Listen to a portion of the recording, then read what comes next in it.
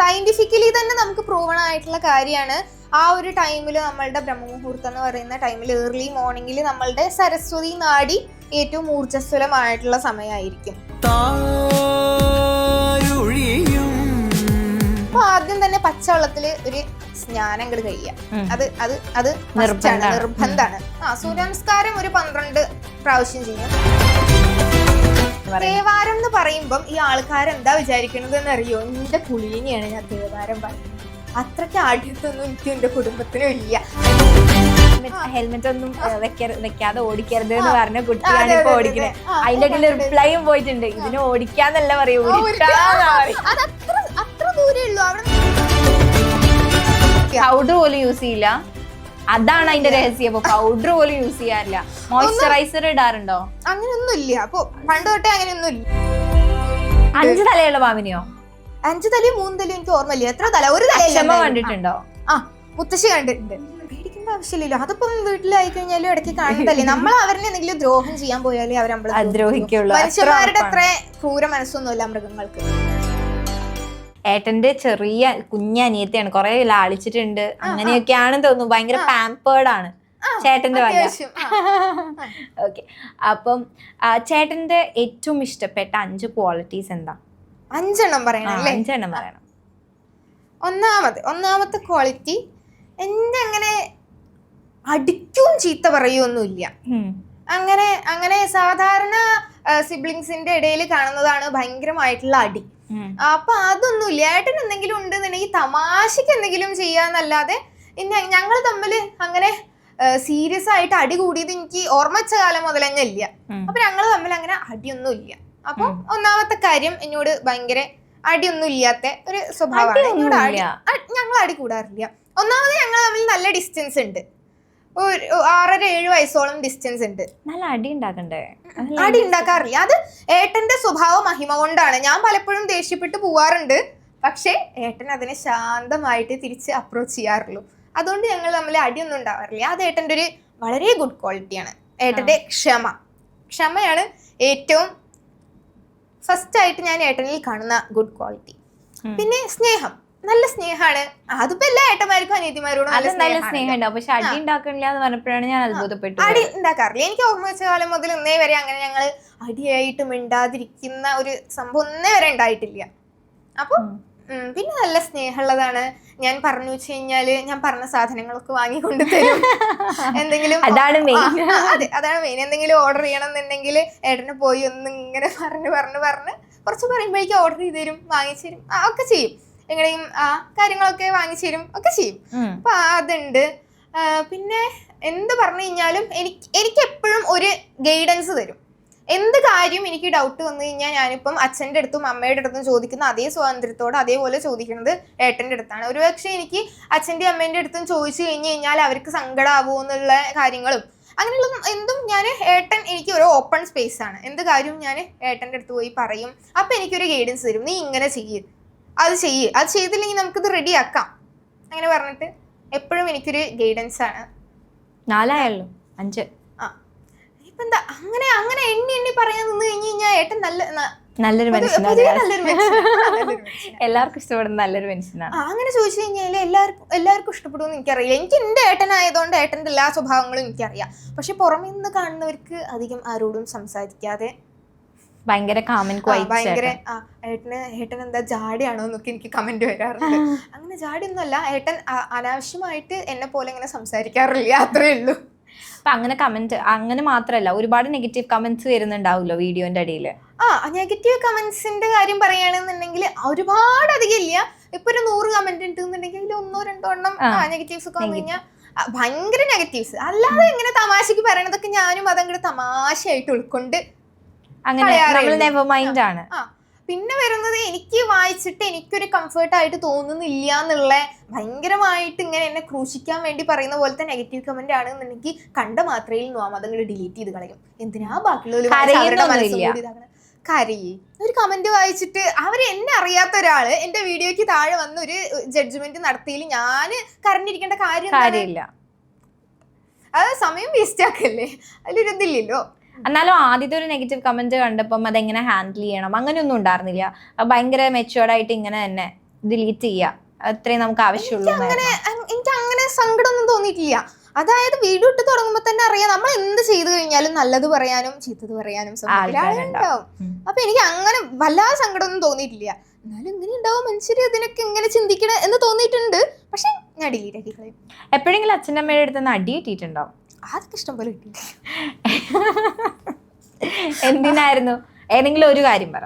അതിപ്പം എന്നെ അടിക്കുന്നതിനേക്കാൾ കൂടുതൽ ചേട്ടനെയാണോ അടിക്കാറ്? അല്ലല്ല, ഏട്ടനെ അടിക്കുന്നതൊന്നും ഞാൻ നേരെ കണ്ടിട്ടേ ഇല്ല. നല്ലൊരു കുട്ടിയായിരുന്നു. ഏട്ടൻ എന്നെക്കാൾ എത്രയോ നല്ലൊരു കുട്ടിയാണ് ഇപ്പോഴും. ഞാൻ ഒപ്പിക്കണ പോലെ ഒന്നും ഒപ്പിക്കാറില്ല ഏട്ടൻ. അപ്പൊ എനിക്ക് എന്നെ ആയിട്ട് അങ്ങനെ തല്ലിയിട്ടില്ല. ദേഷ്യം വരികയാണെന്നുണ്ടെങ്കിലും എന്നെ ഒന്നും അമ്മ തല്ലാറൊന്നുമില്ല. സ്റ്റൂള് കസേര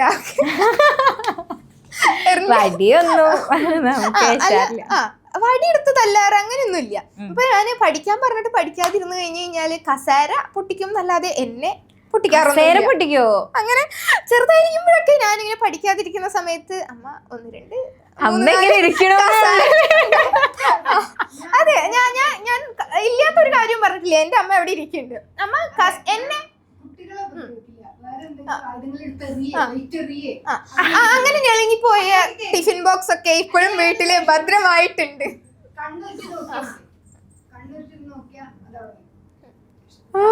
എന്നെ തല്ലിയിട്ടൊന്നുമില്ല അങ്ങനെ. ഇതുപോലെ കസേരക്ക് എത്ര പ്ലേറ്റുകൾ ഒരുപാടൊന്നും ഇല്ല.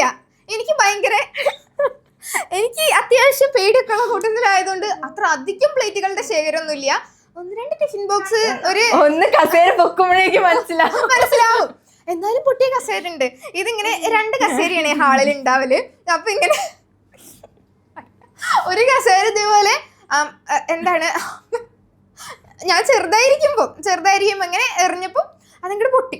അപ്പൊ പിന്നെ ഇങ്ങനെ ആ കസേരയുടെ മീതെ പൊട്ടാത്തൊരു കസേര വെച്ചു. അപ്പൊ ഇങ്ങനെ 2 കസേര അടുക്കാക്കിയിട്ടല്ലേ വെക്കുക. അപ്പൊ ചില ആൾക്കാർ ഇങ്ങനെ വീട്ടിലേക്ക് വരുന്ന സമയത്ത് ആ കസേരയിൽ നിന്ന് ഒന്ന് മാറ്റി ഇങ്ങനെ 2 കസേരയിലും ഗസ്റ്റ് ഒന്നിച്ച് വരുന്ന സമയത്ത് 2 കസേരയിൽ ഇരിക്കാൻ പറഞ്ഞ അവരിങ്ങോട്ട് എടുക്കുമ്പോഴായിരിക്കും അടിയത്തെ കസേര പൊട്ടിണ്ടാവുക.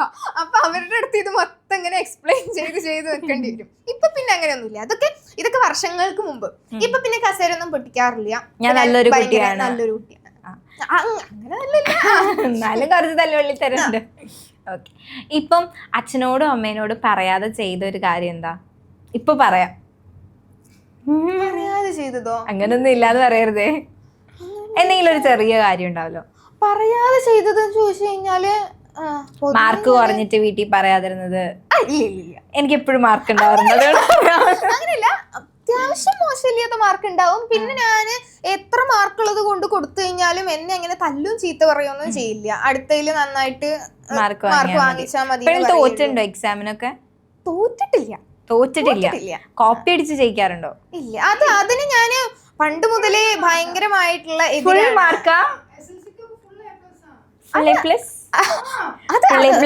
ാണോ ഞാൻ ഇവിടെ തുണ്ട് വെക്കാറുണ്ടോ?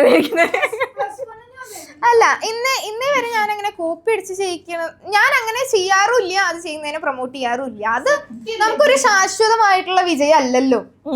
കള്ളം പലനാൾ കള്ളൻ ഒരു നാൾ പിടി. നമ്മള് നമ്മളുടേതായിട്ടുള്ള നല്ലതായിട്ടുള്ള രീതിയിൽ സത്യസന്ധമായിട്ട് ജീവിച്ചിട്ട് പോവുക. പറ്റിച്ചൊരു കാര്യം ചെയ്തു എന്ന് വെച്ചിട്ട് എന്നും അത് നിലനിൽക്കില്ല. അപ്പൊ നമ്മൾ ശാശ്വതമായിട്ടുള്ള വിജയത്തിനെ തേടി പോയാ പോരെ. എനിക്ക് തോന്നുന്നു അമ്മ ഭയങ്കര പ്രൗഡാണ്. ഫുൾ മാർക്കാണ് എപ്പോഴും.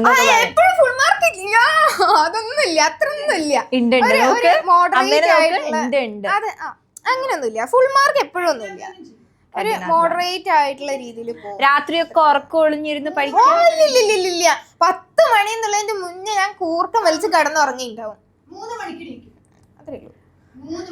3 മണിക്കൊക്കെ എഴുന്നേക്കും? എന്തിനാ കട്ടി? അത് ഞാൻ ഒന്നാമത് നേരത്തെ 10 മണി ബ്രഹ്മമുഹൂർത്തത്തിൽ എഴുന്നേക്കണം എന്നുള്ളതുകൊണ്ടാണോ? അതായത് ഈ സയന്റിഫിക്കലി തന്നെ നമുക്ക് പ്രൂവൺ ആയിട്ടുള്ള കാര്യമാണ്.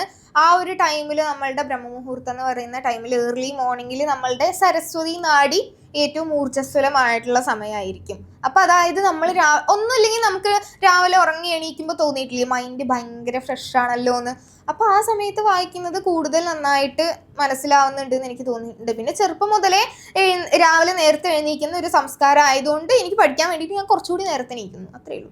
രാവിലെ എത്രാം ക്ലാസ് തൊട്ടാ 3 മണിക്കൊക്കെ എഴുന്നേക്കാൻ അത് 3 മണിക്ക് എണീക്കാൻ തുടങ്ങിയത് 10ാം ക്ലാസ് ആണല്ലോ എല്ലാവരും നമ്മളെ പേടിപ്പിച്ച് അങ്ങോട്ട് അങ്ങനെ എന്റെ അച്ഛനും അമ്മയും പറഞ്ഞിട്ടില്ല. പക്ഷെ പൊതുവെ സമൂഹത്തിൽ അങ്ങനെയാണല്ലോ, 10ാം ക്ലാസ് ആണ്. പിന്നെ +2 കഴിഞ്ഞപ്പോൾ എനിക്ക് മനസ്സിലായി 10ാം ക്ലാസ് ഒന്നും ഇതുമല്ല, +2 ഒന്നും അല്ല ജീവിതത്തിൽ ഒരു ഇത് എന്നുള്ളത്. അപ്പൊ 10ാം ക്ലാസ്സിൽ അങ്ങനെ എനിക്കും ഭയങ്കര ആഗ്രഹം ഉണ്ടായിരുന്നു. അപ്പൊ അങ്ങനെ 10ാം ക്ലാസ്സിലാണ് ഞാൻ 10th എത്ര പെർസെന്റേജ് ഉണ്ടായിരുന്നു? അപ്പൊ ഫുൾ A+ ആയിരുന്നു 10th. അപ്പൊ ആ സമയത്ത് ഞാൻ ഒത്തിരി ഇപ്പൊ +2ന്റെ എക്സാമിന് വേണ്ടി പഠിച്ചതിന്റെ എത്രയോ മടങ്ങ് ഹാർഡ് വർക്ക് ഞാൻ 10ൽ ഇട്ടിട്ടുണ്ട്. അത്രയൊന്നും +2ന്റെ എക്സാമിന് അത്രമാത്രം ഒന്നും ഹാർഡ് വർക്ക് ചെയ്തിട്ടില്ല +2ന്റെ.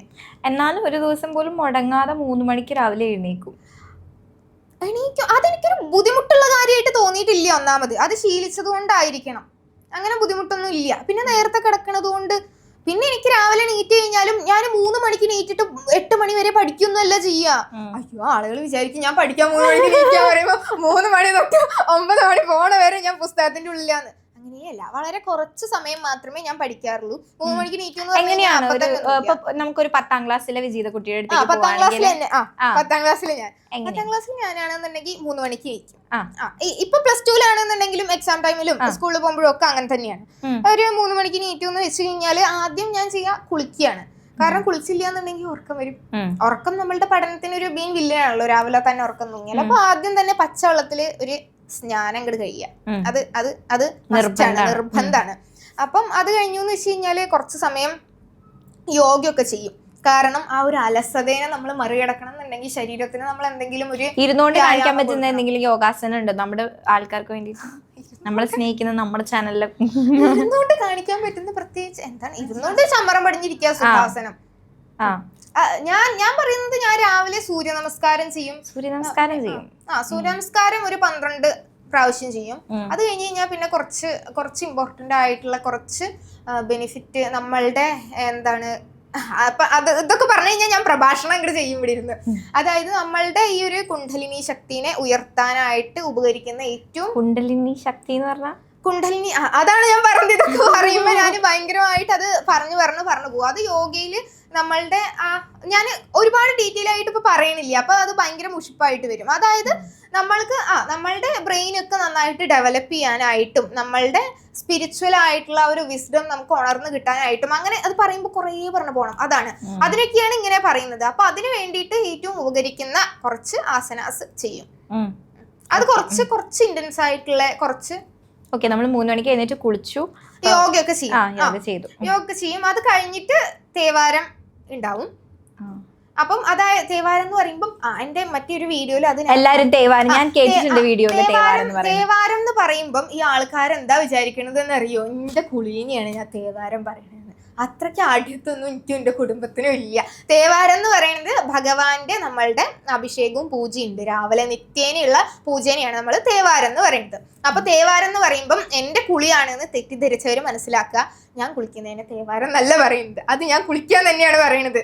അപ്പൊ രാവിലെ തേവാരം ഒക്കെ കഴിഞ്ഞു എന്ന് വെച്ച് കഴിഞ്ഞാല് പിന്നെയാണ് പഠിക്കാനിരിക്കുക.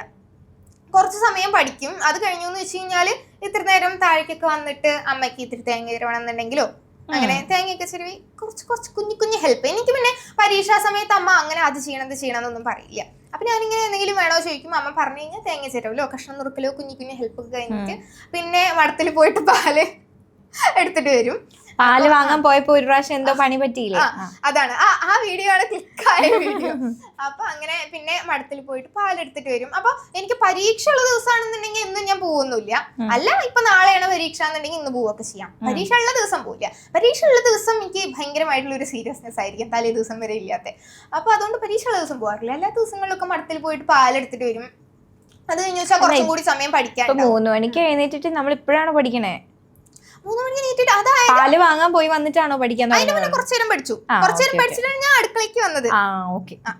പിന്നെ അടുക്കളയിൽ നിന്ന് ഇത്തിരി നേരം നിന്നിട്ടാണ് പാല് വാങ്ങാൻ പോയത്. പോയി വന്നിട്ട് രണ്ടാമത്തെ സെക്ഷൻ പഠിത്തം. അപ്പൊ കുറച്ചേരം. ഏറ്റവും ലോങ് ഡ്യൂറേഷൻ ഓഫ് പഠിത്തം എപ്പോഴായിരുന്നു? മീൻസ് എത്ര മണിക്കൂർ വരെ ഇരിക്കും? 1 മണിക്കൂർ 2 മണിക്കൂർ? ഞാൻ അങ്ങനെ ലോങ് ആയിട്ട് ഇരിക്കാറില്ല. ഏറി പോയി കഴിഞ്ഞ് കഴിഞ്ഞാൽ ഒരു മണിക്കൂർ, അതിൽ കൂടുതൽ അറിയില്ല. അത് അതിന്റെ ആവശ്യമില്ല. ഓക്കെ, നമ്മള് മഠത്തിൽ പോയി പാല് വാങ്ങി പിന്നെയും പഠിച്ചു. സ്കൂളിൽ പോവാനായി. സ്കൂളിൽ എത്ര മണിക്കാ? സ്കൂള് 9 മണി. ഓക്കെ, 9 മണിക്ക്. ഓ 9 മണിക്കുള്ളിൽ ഇത്രയും കാര്യങ്ങളൊക്കെ ചെയ്യും. ഓക്കെ. കുളിച്ച് റെഡിയായി യൂണിഫോം ഇട്ടിട്ടാണോ പിന്നെ രാവിലെ തന്നെ രാവിലെ കുളിച്ച് ആ യൂണിഫോമിലേക്കാണ് പിന്നെ രാവിലെ തന്നെ യൂണിഫോം ഇട്ട് കഴിഞ്ഞ് കഴിഞ്ഞാൽ ശരിയാവില്ലല്ലോ, വേർക്കില്ലേ. പിന്നെ ഞാൻ പോകുമ്പോഴേക്ക് യൂണിഫോം മാറ്റും. അല്ലെങ്കിൽ ഞാൻ ഈ പോയി ചുറ്റി നടക്കണേ അവിടുന്ന് യൂണിഫോമിൽ ചളിയൊന്നും ആവണ്ടല്ലോ. സ്കൂളിൽ എങ്ങനെയാ ടീച്ചേഴ്സിന്റെ പെറ്റാണോ? അങ്ങനെ ചോദിച്ചു കഴിഞ്ഞാ അങ്ങനെയൊന്നുമില്ല. എല്ലാവരുടെയും പെറ്റാ. അമ്മേനെ ഇവിടെ വിളിച്ചിട്ടണോ? അമ്മ സത്യങ്ങളൊക്കെ പറയുന്നു. ഭാഗ്യാണ്.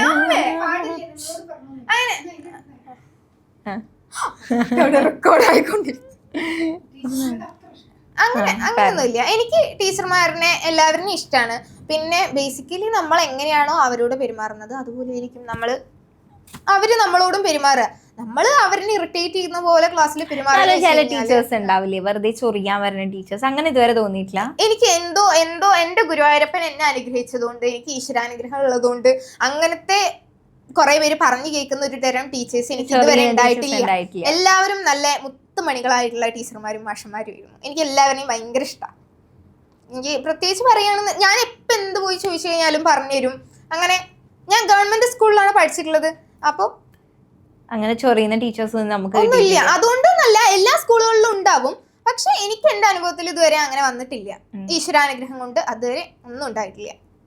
ശരിക്കും അന്ന് പാല് വാങ്ങാൻ മടത്തി പോയില്ലേ? അന്ന് എന്താ ആക്ച്വലി സംഭവിച്ചത്?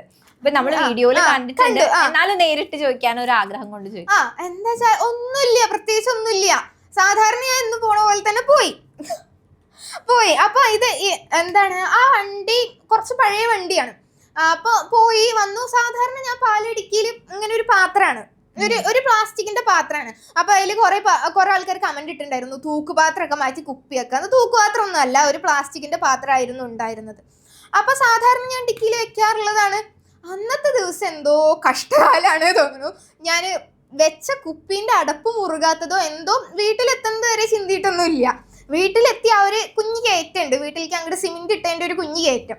ആ കയറ്റം അങ്ങോട്ട് കയറിയപ്പോഴേക്കും എന്തോ ഒരു ശബ്ദം കേട്ടു. എന്നിട്ട് ഞാൻ ശബ്ദമൊന്നും വകവെച്ചില്ല. ഞാൻ കൊണ്ടുവന്ന് വണ്ടി ഓരത്തേക്ക് അങ്ങോട്ട് നിർത്തി നോക്കണു. ഡിക്കി അങ്ങോട്ട് തുറന്നു നോക്കുമ്പോഴേക്ക് മൊത്തത്തില് പാലങ്ങോട്ട് ചിന്തി, പാലൊക്കെ പോയി. പിന്നെ ഞാൻ അതൊക്കെ തുടച്ച് വൃത്തിയാക്കി. അപ്പൊ അങ്ങനെ ഇതൊക്കെ തുടച്ച് വൃത്തിയാക്കി കഴിഞ്ഞിട്ടാണ് എനിക്ക് പിന്നെ വീഡിയോ എടുത്താലോ എന്ന് തോന്നിയത്. അപ്പോഴും ഞാൻ ഇങ്ങനെ വേണ്ട, എന്റെ കയ്യിൽ നിന്നുള്ള അബദ്ധം തന്നെ മറ്റുള്ളവർ ഞാൻ എന്തിനാ അറിയിക്കണം എന്നൊക്കെ വിചാരിച്ചു. അപ്പോഴും ഞാൻ പറഞ്ഞു, നിന്റെ കയ്യിലിരിപ്പല്ലേ, അത് കുഴപ്പമില്ല, എടുത്തോ വീഡിയോ എടുത്തോ പറഞ്ഞു. അമ്മ ഇങ്ങനെ വീഡിയോ എടുത്തോന്നും കൂടി പറഞ്ഞപ്പോഴേക്കും എന്നാ ശരി പോട്ടെ, വെറുതെ ഞാൻ ഒരു തമാശ പറയുന്നത് പോലെ അങ്ങനെ ജസ്റ്റ് ഇങ്ങനെ എൻ്റെ ഒരു ദുരവസ്ഥ എന്റെ പ്രിയപ്പെട്ടവരനെ അറിയിച്ചതാണ്. അത്രേ ഉള്ളൂ. അങ്ങനെ എന്നിട്ട് അതേപോലെ ഏകദേശം വൈറലായ ഒരു വീഡിയോ ആണ് ഹെൽമെറ്റ് ഒന്നും ഇല്ലാണ്ട് വണ്ടി ഓടിച്ച വീഡിയോ. ഹെൽമെറ്റ് ഒക്കെ വെച്ച് വണ്ടി ഓടിക്കണം എന്ന് പറയുന്ന ആള് പെട്ടെന്ന് നോക്കുമ്പോ ഒരു സുപ്രഭാതത്തില് ഹെൽമെറ്റ് ഒന്നും വെക്കാണ്ട്. അത് ഞാൻ റൂട്ടിൽ കൂടെ ഓടിച്ചിട്ടില്ല. അത് വാങ്ങിച്ചു വന്ന വണ്ടി വീടിന്റെ തൊട്ടിപ്പുറത്ത് ഒരു ആലഞ്ചോട്ടെന്ന് ഞാനൊന്ന് ആ അറ്റം മുതൽ ഈ അറ്റം വരെ അതിന്റെ അടിയിൽ വന്നൊരു കമന്റ് ഉണ്ട്, ഹെൽമെറ്റ് ഒന്നും വെക്കാതെ ഓടിക്കരുത് എന്ന് പറഞ്ഞ കുട്ടിയാണ് ഇപ്പൊ ഓടിക്കുന്നത്. അതിന്റെ അടിയിൽ റിപ്ലൈയും പോയിട്ടുണ്ട്, ഇതിന് ഓടിക്കാന്നല്ല പറയൂ, അത്ര ദൂരേ ഉള്ളൂ. അവിടെ ഞാൻ പുതിയ വണ്ടി വാങ്ങി കഴിഞ്ഞ് കഴിഞ്ഞാൽ നമുക്കൊരു കൗതുകം ഉണ്ടാവുമല്ലോ, അതൊന്ന് ആദ്യം ഓടിച്ചു നോക്കാൻ വേണ്ടിട്ട്. അപ്പൊ എത്തിച്ചത് ഇവിടുന്ന് ആകെ എത്ര ദൂരേ ഉള്ളൂ, ആ വീട്ടിന്റെ തൊട്ടപ്പുറത്തുള്ള ആലും ചോട്ടിക്ക്. അവിടെ നിന്ന് ഉരുട്ടി നോക്കി, അത്രേ ഉള്ളൂ. ഹെൽമെറ്റ് ഇല്ലാതെ ഞാൻ വണ്ടി വെച്ച് എങ്ങോട്ടും പോവാറില്ല. ഇപ്പൊ ഡ്രൈവിംഗ് ക്ലാസ്സിന് പോയി, അപ്പം ലൈസൻസ് ഇല്ലാലോ? ലൈസൻസ് ഇപ്പൊ എടുത്തിട്ടില്ല. ഇലക്ട്രിക് വണ്ടിക്ക് ലൈസൻസ് വേണം നിർബന്ധമില്ല. പിന്നെ ലേണേഴ്സ് ഉണ്ട്. ലേണേഴ്സ് ഉള്ളതുകൊണ്ട് രക്ഷപ്പെട്ടു പോകുന്നു. അതിനു മുന്നേ വണ്ടി ഓടിക്കാറുണ്ടായിരുന്നു ഇപ്പൊ ചോദിച്ചാൽ എന്തായാലും നോണേ പറയുള്ളൂ. അല്ല, ഓടിക്കലുണ്ടായിരുന്നു. മടം വീട് അത്രേ ഉള്ളൂ. ഇപ്പൊ സ്കൂൾ ലൈഫിലെ ഏറ്റവും മറക്കാൻ പറ്റാത്ത ഒരു മെമ്മറബിൾ മൊമെന്റ്സ് എന്തായിരുന്നു? മറക്കാൻ പറ്റാത്ത അങ്ങനെ ചോദിച്ചു, ആരെങ്കിലും നല്ലൊരു അപ്രീസിയേഷൻ തന്ന ഒരു മൊമെന്റ് അങ്ങനെയൊക്കെ ചോദിക്കുകയാണെന്നുണ്ടെങ്കിൽ ഈ പറഞ്ഞ പോലെ 10ാം ക്ലാസ്സിന്റെ റിസൾട്ട് ഒക്കെ വന്നപ്പം എല്ലാവരും അടിപൊളിയായിട്ട് പറഞ്ഞു. സ്കൂൾ ടോപ്പർ ആയിരുന്നോ? അങ്ങനൊന്നും ഒന്നുമില്ല. എല്ലാവർക്കും മൂന്ന് പേർക്കോളം ഉണ്ടായിരുന്നു ഫുൾ A+. ഞങ്ങളുടെ ബാച്ച് നല്ലൊരു കുട്ടികളുടെ ബാച്ചായി. അപ്പം ഭയങ്കര ലോങ് ഹെയർ, ലോങ് തിക്ക് ഹെയർ ആണല്ലോ വിജീത കുട്ടിയുടെ. എന്നാലും സാധാരണ അത്രേ ഉള്ളൂ. എന്നാലും മുടിയുടെ രഹസ്യം എന്താണ്? രഹസ്യം പ്രത്യേകിച്ചൊന്നുമില്ല. അമ്മ എണ്ണ കാച്ചി തരും. നമ്മളുടെ പണ്ടത്തെ മുത്തശ്ശിമാരുടെ ഒക്കെ കൂട്ട്, കറ്റാർവാഴ, കഞ്ഞുണ്ണി, കുറെ എല്ലാ സാധനങ്ങളുടെയും പേര് എനിക്കറിയില്ല, അമ്മയ്ക്ക് തന്നെ അറിയുള്ളൂ. അതൊക്കെ ഇട്ടിട്ട് വെളിച്ചെണ്ണയിൽ എണ്ണ കാച്ചി തരും. അതാണ് തേക്കാറുള്ളത്. പണ്ട് തൊട്ടേ ചെറുപ്പം മുതലേ അത് തേക്കാറുള്ളത്. പിന്നെ എപ്പോഴെങ്കിലും ഒക്കെ ചെമ്പരത്തി താളി, കാച്ചിയ എണ്ണയും ചെമ്പരത്തി താളിയാണ്. അതേപോലെ തന്നെ ശ്രദ്ധിക്കേണ്ട ഒരു കാര്യമാണ്. ഇപ്പൊ എനിക്കൊക്കെ ആണെങ്കിൽ ഇവിടെ കുരു കണ്ടോ, മേക്കപ്പ് ചെയ്തോണ്ട് പ്രത്യേകിച്ച് കാണുന്നുണ്ടോ, എന്നാലും ഭയങ്കര ക്ലിയർ സ്കിന്നാണ് വിജീതയുടെ. അതെങ്ങനെയാ? അല്ല, ക്ലിയർ സ്കിന്നാ, നോക്ക്. എവിടെ ഒന്നുമില്ല. പറയ് എന്താ? ഞങ്ങൾക്കും ആഗ്രഹം ഉണ്ടല്ലേ. ഒന്നുമില്ല. പൗഡർ പോലും യൂസ് ചെയ്യില്ല, അതാണ് അതിന്റെ രഹസ്യം. പൗഡർ പോലും യൂസ് ചെയ്യാറില്ല. മോയ്സ്ചറൈസർ ഇടാറുണ്ടോ? അങ്ങനെയൊന്നുമില്ല. അപ്പൊ പണ്ട് തൊട്ടേ അങ്ങനെയൊന്നും ഇല്ല. പിന്നെ എനിക്ക് അങ്ങനെ ഭയങ്കരമായിട്ട് ശ്രദ്ധിച്ച സൗന്ദര്യം കൂട്ടണം എന്നൊന്നും ഇതുവരെ തോന്നിയിട്ടില്ല. Natural beauty. അപ്പൊ പുറത്തേക്ക് ശ്രദ്ധിക്കാറില്ല അങ്ങനെയൊന്നും. എപ്പോഴെങ്കിലും കണ്ണ് തന്നെ ഞാൻ ഇപ്പോഴാണ് റീസെന്റ് ആയിട്ടാണ് ഞാൻ എപ്പോഴും കണ്ണ് എഴുതാൻ തുടങ്ങിയത് തന്നെ. മുന്നേ കണ്ണും കൂടി ഇങ്ങനെ എഴുതലുണ്ടായിരുന്നില്ല. അപ്പൊ വീഡിയോസിലൊക്കെ കണ്ണ് എഴുതിയിട്ട് കാണാൻ ഭംഗിയുണ്ട് എന്ന് കുറച്ച് പേര് പറയുന്നതുകൊണ്ട് ഞാൻ എഴുതുന്നു. അപ്പൊ പുറത്തേക്കൊക്കെ ഇറങ്ങുമ്പോ ഇപ്പം സൺസ്ക്രീൻ ഒന്നും പറ്റാറില്ല, അല്ലെങ്കിൽ കറുത്തുപോലെ ടാൻ അടിക്കില്ലേ, അതുപോലും നോക്കാറില്ല. ടാൻ അടിക്കാതൊക്കെ എങ്ങനെ സൂക്ഷിക്കണം? ഈ പറയണതൊക്കെ എന്താണ് ശരിക്കും പറഞ്ഞു കഴിഞ്ഞാൽ സാധാരണ ആൾക്കാരുടെ ജീവിതത്തിലേക്ക് ഇറങ്ങി വന്നു വെച്ചാൽ ആരും ഇങ്ങനെ ചെയ്യണമല്ലൊന്നും അല്ല. ഈ കാണുന്ന സോഷ്യൽ മീഡിയ ഇൻഫ്ലുവൻസേഴ്സ് ആണ് ഇത് നോർമലൈസ് ചെയ്യണത്. അല്ലാതെ സാധാരണ നമ്മളുടെ അടിത്തട്ടിലുള്ള എല്ലാവരുടെയും ജീവിതത്തിലേക്ക് ഇറങ്ങി വരുമ്പോ ആരും ഇതൊന്നും നോക്കണ ആൾക്കാരാണ്. സൺസ്ക്രീൻ ഒന്നും യൂസ് ചെയ്യാത്ത ആൾക്കാരാണ് എന്റെ ചുറ്റുപാടുള്ളവർ കേട്ടോ. ഇപ്പൊ സാധാരണ നമ്മൾ നാച്ചുറൽ മോയ്സ്ചറൈസർ എന്ന് പറയുന്ന ഒരു സാധനമുണ്ട്, ബട്ടർ, അതെങ്കിലും യൂസ് ചെയ്യാറുണ്ടോ? അങ്ങനെ എപ്പോഴൊന്നുമില്ല. എപ്പോഴെങ്കിലൊക്കെ വെണ്ണ അമ്മ കടയുന്ന ദിവസങ്ങളിൽ വെണ്ണയൊക്കെ എപ്പോഴെങ്കിലും തേക്കും. പിന്നെ ചന്ദനം എനിക്ക് തോന്നുന്ന ദിവസങ്ങളിൽ ചിലപ്പോൾ ചന്ദനം തേവാരത്തിന് അരച്ചു കഴിഞ്ഞാൽ കുറച്ചും കൂടി എക്സ്ട്രാ ചന്ദനം അരച്ചിട്ട് അത് എപ്പോഴെങ്കിലും തേക്കാറുണ്ട്. ഓക്കെ, ചന്ദനവും വെണ്ണയാണ്. ഇത് ആണ്ടിനും അമാവാസിക്കൊക്കെ ഞാൻ ചെയ്യാറുള്ളൂ. ഓക്കെ. ഇപ്പം അതേപോലെ തന്നെ നമ്മൾ വിജീതയുടെ വീഡിയോസിൽ കാണുന്ന ഒരാളാണ് അച്ചമ്മ. മുത്തശ്ശി പറഞ്ഞു തന്ന ഒരുപാട് കഥകൾ ഉണ്ടാവില്ല, നമ്മൾ കുട്ടിക്കാലം തൊട്ട് കേൾക്കുന്ന കഥകളായിരിക്കും. മുത്തശ്ശിമാരല്ലേ നമ്മൾ കുഞ്ഞുനാളിലൊക്കെ കുറെ കഥകൾ പറഞ്ഞിട്ടുണ്ടാവില്ലേ? അതിനകത്ത് ഏതെങ്കിലും ഭയങ്കരമായിട്ട് സ്ട്രൈക്കിംഗ് ആയിട്ട് തോന്നിയ ഒരു കഥ ഏതാ? അങ്ങനെ കഥകൾ എന്നൊക്കെ പറഞ്ഞു കഴിഞ്ഞാൽ മുത്തശ്ശി അധികം ഇങ്ങനെ പറഞ്ഞു തരിക അമ്പലത്തിന്റെ പണ്ടത്തെ ചരിത്രവും അവിടുത്തെ എന്താണ്. മുത്തശ്ശി ഇങ്ങനെ അധികം കഥകൾ എന്ന് പറഞ്ഞു കഴിഞ്ഞാല് 5 തലയുള്ള പാമ്പിനെ കണ്ട കഥയൊക്കെ പറഞ്ഞു. 5 തലയുള്ള പാമ്പിനെയോ? 5 തലയും 3 തലയും എനിക്ക് ഓർമ്മയില്ല. എത്ര തല? ഒരു തല കണ്ടിട്ടുണ്ടോ? മുത്തശ്ശി കണ്ടിട്ടുണ്ട്. 5 തല. 5 തലയുള്ള പാമ്പ് അതിന് ഭയങ്കര റെയർ ആയിട്ട് കാണുന്നതാണ്. അപ്പൊ അമ്പലത്തിന്റെ കണ്ടിന്റെ അടുത്ത് അത് കണ്ടതും പിന്നെ അത് നമ്മള് മഠത്തിന്റെ ഇടനാഴിയില് കണ്ടതും ഒക്കെ ആ കഥയൊക്കെ കാണുന്നത് നല്ലതാണ്. എനിക്ക് കാണണം എന്ന് ആഗ്രഹം ഉണ്ട് ആ പാമ്പിനെ. വല്ലാത്ത ആഗ്രഹം. അതാ കാണല് മാത്രമേ ഓർമ്മയുണ്ടാവുള്ളൂ. ഭയങ്കര റെയർ ആയിട്ട് കാണുന്നതല്ലേ. ഞാൻ ഇന്നേ വരെ മുത്തശ്ശി പറയുന്നതല്ലാതെ ആ പാമ്പിനെ കുറിച്ച് ഞാൻ കേട്ടിട്ടില്ല. കാണുന്നൊരാഗ്രഹമുണ്ട്. അന്ന് വന്നു പോയി ആ പാമ്പ് ഏതെങ്കിലും പറമ്പിന്റെ മൂലയ്ക്ക് ഉണ്ടെങ്കിൽ എന്തെങ്കിലും എന്റെ കൺമുന്നിക്ക് വരട്ടെ, ഒന്ന് കാണണം. പേടിയില്ല?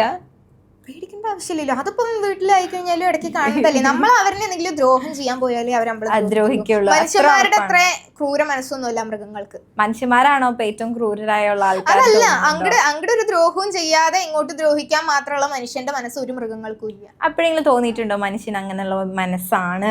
എല്ലാ മനുഷ്യർക്കും അല്ല. ഉള്ളവരുണ്ട്, നല്ലവരുണ്ട്. അങ്ങനെയുള്ളവരുണ്ട്, നല്ലവരുണ്ട്. അത്രേ ഉള്ളൂ ഉത്തരം. എല്ലാ മനുഷ്യരും അങ്ങനെയല്ല. ജനറലൈസ് ചെയ്ത് ഒന്നും ഒരിക്കലും പറയാൻ കഴിയില്ല.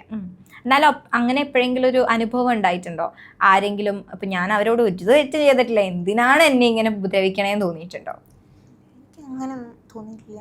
എല്ലാ ദിവസവും അമ്പലത്തിൽ പോകുന്ന ഒരാളാണോ വിജിത? എല്ലാ ദിവസവും എന്ന് ചോദിച്ചു കഴിഞ്ഞാൽ അങ്ങനെ മുടങ്ങാതെ ഒന്നും പോകാറൊന്നുമില്ല. എങ്കിലും ഒട്ടുമിക്ക ദിവസങ്ങളിൽ പോവാറുണ്ട്. അതിപ്പം എന്റെ അച്ഛൻ അമ്പലത്തിലായതുകൊണ്ടും പിന്നെ എന്നും മഠത്തേക്ക് പോകുന്നുണ്ടല്ലോ. ഓൾമോസ്റ്റ് എല്ലാ ദിവസവും മഠത്തേക്ക് പോകുന്നുണ്ട്. മഠത്തിന്റെ തൊട്ട് ഒരു റോഡ് കടന്നതും അവിടെയാണ് അമ്പലം. അപ്പൊ അധിക ദിവസങ്ങളിലും പറ്റുന്ന ദിവസങ്ങളിലൊക്കെ പോവാറുണ്ട്. ഓക്കെ. അപ്പം ഇപ്പൊ അമ്പലത്തിൽ പോകുന്ന നമ്മൾ ഒരുപാട് പേര് പറയുന്ന ഒരു കാര്യമാണ് അമ്പലത്തിൽ പോകുന്നത് കുറച്ചുകൂടി ഫ്രഷ്നെസ് ഉണ്ടാക്കും, അല്ലെങ്കിൽ നമുക്ക് ആ ഒരു ദിവസം കുറച്ചുകൂടി ഹാപ്പി ആയിട്ട് ഫീൽ ചെയ്യുന്നൊക്കെ തോന്നാറുണ്ട് എന്ന് പറയാറുണ്ട്. അങ്ങനെ എന്തെങ്കിലും തോന്നാറുണ്ടോ? പോകുന്ന ദിവസവും പോവാത്ത ദിവസവും തമ്മിൽ എന്തെങ്കിലും ഡിഫറൻസ് ഫീൽ ചെയ്യാറുണ്ടോ? അങ്ങനെ എനിക്ക് വലിയൊരു ഡിഫറൻസ് ഒന്നും തോന്നാറില്ല. കാരണം ഞാൻ ഈ പറയുന്നത് പോലെ വീട്ടിലും തേവാരൊക്കെ കഴിഞ്ഞിട്ടാണ് അമ്പലത്തിൽ പോകുന്ന സമയത്തും പോവാ. എങ്കിലും പോകുന്ന സമയത്ത് ഞാൻ ഇങ്ങനെ അവിടെ എല്ലാവരും ഒക്കെ കണ്ട് ഒന്ന് സംസാരിച്ചൊക്കെ വരുമ്പോ ഒന്നുകൂടി ഒരു സന്തോഷമാണ്. ഭയങ്കര സോഷ്യൽ ആയിട്ടുള്ള ഒരു പേഴ്സൺ ആണ് എല്ലാവരും. അല്ലല്ല, അങ്ങനെ കാണുന്ന എല്ലാവരോടും അങ്ങനെയൊന്നല്ല. എന്നാലും എന്റെ പ്രിയപ്പെട്ടവരോട് സംസാരിച്ചു തുടങ്ങിയ സംസാരം നിർത്താറുമില്ല. എനിക്ക് അധികം ഞാന് അങ്ങനെ എന്നാ സംസാരിക്കാതെ മിണ്ടാതിരിക്കുന്ന ആളും അല്ല, ആവശ്യം സംസാരിക്കുകയും ചെയ്യും. ഓക്കെ.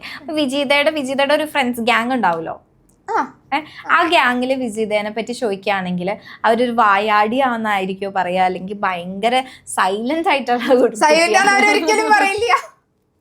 ഞങ്ങള് കൂടി ഇരുന്ന് കഴിഞ്ഞാൽ ഞങ്ങൾ മിണ്ടാതിരിക്കുന്ന സമയം തന്നെ ഇല്ല. അവര് എന്താണ് നിങ്ങളുടെ ടോപ്പിക്? എന്തെങ്കിലും എന്നതൊന്നുമില്ല. അപ്പൊ എന്താണോ അപ്പൊ എന്താ തോന്നണേ അപ്പൊ അങ്ങ് സംസാരിച്ചുകൊണ്ടിരിക്കും. ഞങ്ങള് മിണ്ടാതിരിക്കുന്ന സമയമേ ഇല്ല. കുറ്റം പറയാറുണ്ടോ? അങ്ങനെയൊന്നും ഇല്ല. നമ്മള് ഭയങ്കര ഡീസന്റ് ടോക്സ് ആണ്. അങ്ങനെ ചോദിച്ചു കഴിഞ്ഞാൽ നമ്മൾ എന്തൊക്കെയായിരിക്കും സംസാരിക്കുക? വലിയ അന്താരാഷ്ട്ര വിഷയമൊന്നും ഇല്ലല്ലോ നമുക്ക് സംസാരിക്കാം. നമ്മൾ പഠിക്കേണ്ട എന്തെങ്കിലും കാര്യങ്ങളോ അല്ലെങ്കിൽ ഓരോ ദിവസം നമ്മളുടെ വീട്ടിൽ നടന്ന കാര്യങ്ങളോ ഒക്കെ വന്നിട്ട് നമ്മൾ പരസ്പരം പറയും. അങ്ങനെയൊക്കെ തന്നെ. അപ്പം ഇത്രയും ടൈം നമുക്ക് വേണ്ടി സ്പെൻഡ് ചെയ്തതിന് ഒരുപാട് താങ്ക് യു. പ്രതീക്ഷകൾ പോലെ തന്നെ ഉയരങ്ങളിൽ എത്തട്ടെ എന്ന് ആശംസിക്കുന്നു. ബൈ. Thank you.